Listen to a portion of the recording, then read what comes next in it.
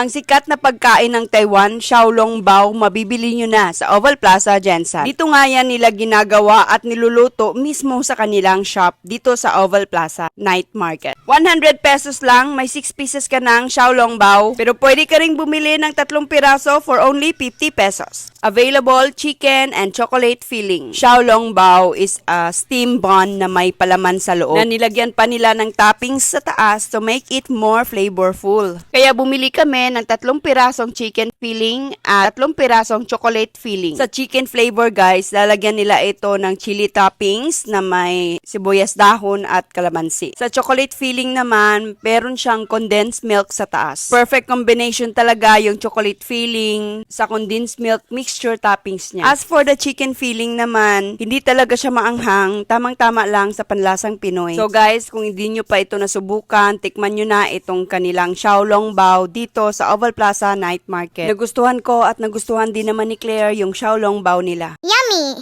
Sobra ata siyang nasarapan guys, kaya bumili pa siya ulit.